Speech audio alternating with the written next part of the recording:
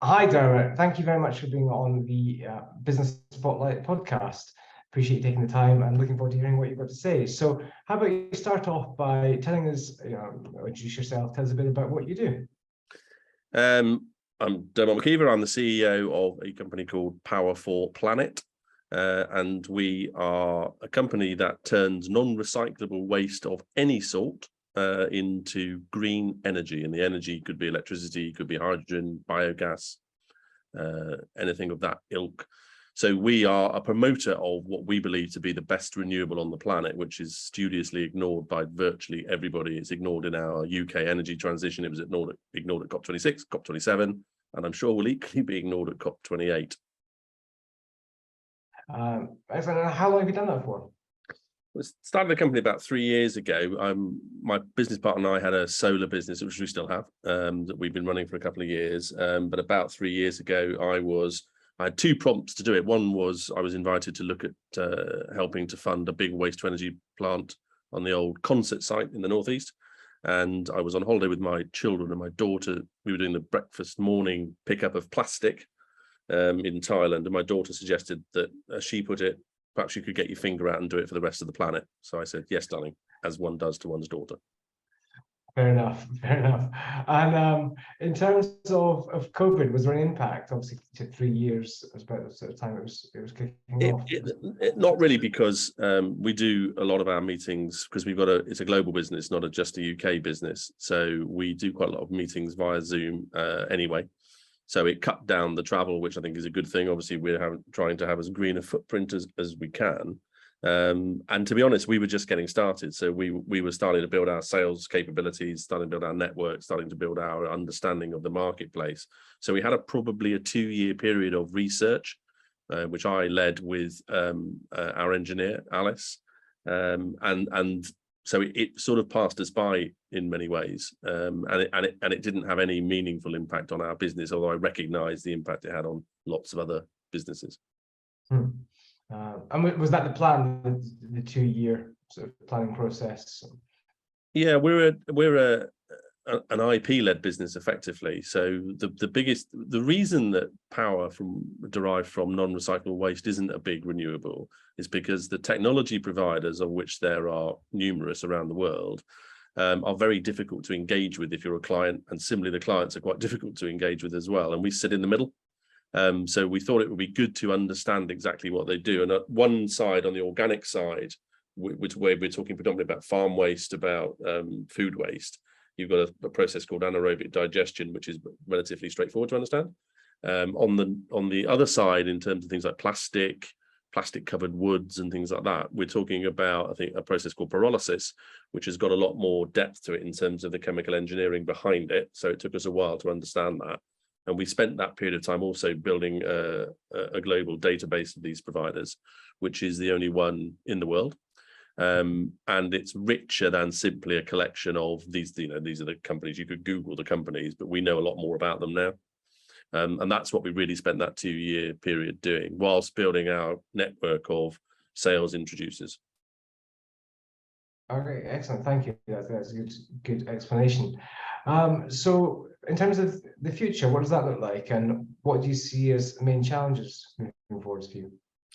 The future for us is great, because obviously we're playing into a very visible sector in terms of the energy transition and the move away from fossil fuel dependency. Our model is to talk to people about what we call the power trilemma. So everybody faces it, whether it's as an individual, as a business, as a country, which is the 3 elements being supply security, as we saw with the events in Ukraine. That had a knock-on effect on cost control, because nobody actually has any idea what their power is going to cost next year. And that, of course, is really bad news for business.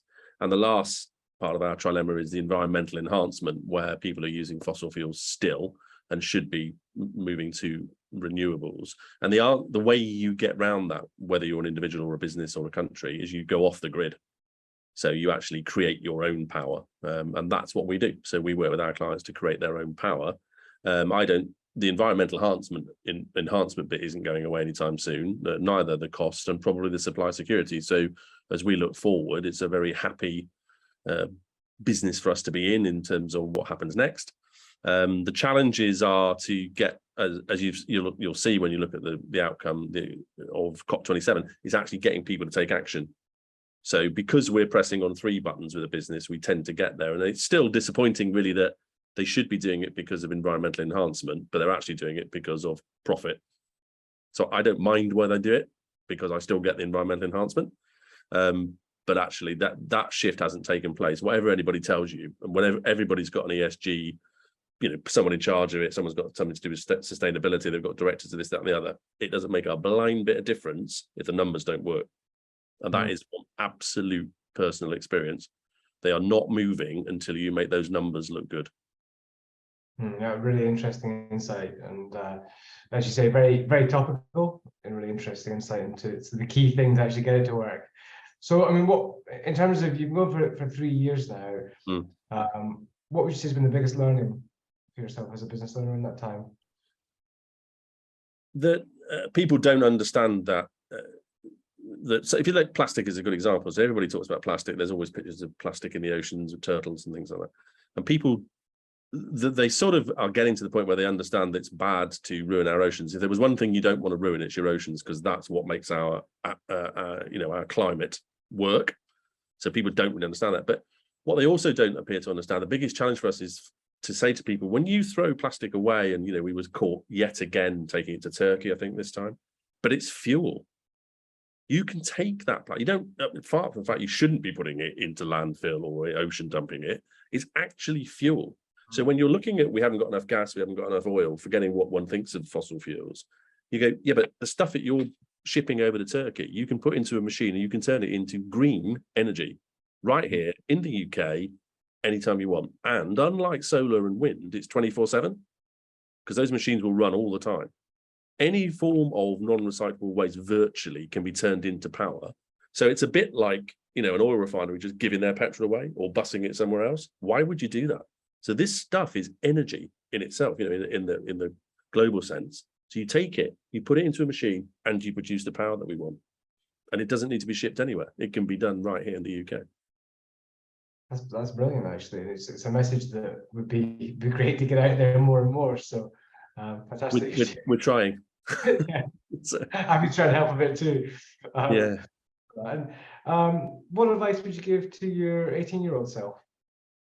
I'll try and keep this clean. I think the main piece of advice is that I grew up in an environment where, you started at the bottom of an organization, you worked your way up, but it was all about profit, in the sense that the further up that, the hierarchy I went, the more I got paid.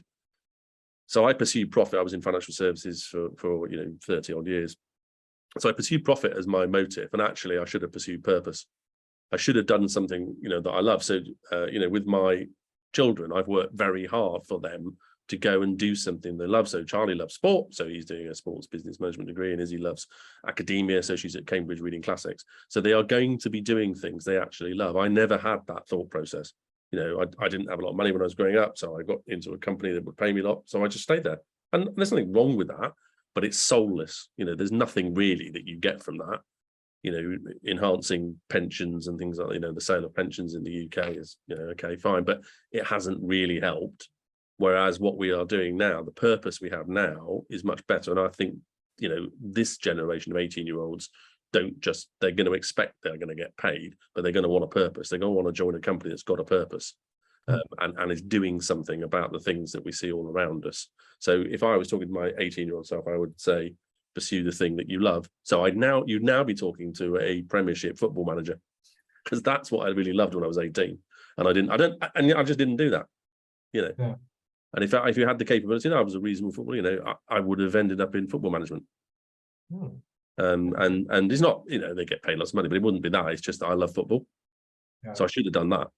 And that's my best advice to any 18-year-old. Just do the, I know it's quite an old, people say, if you do the thing you love, you never work a day in your life. But actually it is true.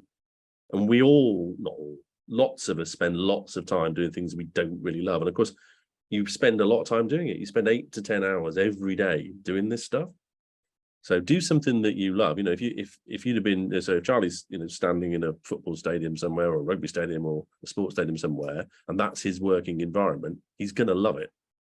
So that's what you should do. Yeah, I totally agree. Thank you. And look, obviously, that's on the subject of inspiration. What things inspire you that you see around? I think I think anything that people are doing that improves the lives of the other people. I'm depressed by the male-led, testosterone-led political environment we live in. Things like Vladimir Putin on a one-man war in Ukraine. You go, that's one man and his ego. That's what that's about. And I love things that are collaborative. I like things, Médecins Sans Frontières, for example. There's an engineering version of that. Engineers Without Borders, and they're helping people build practical things.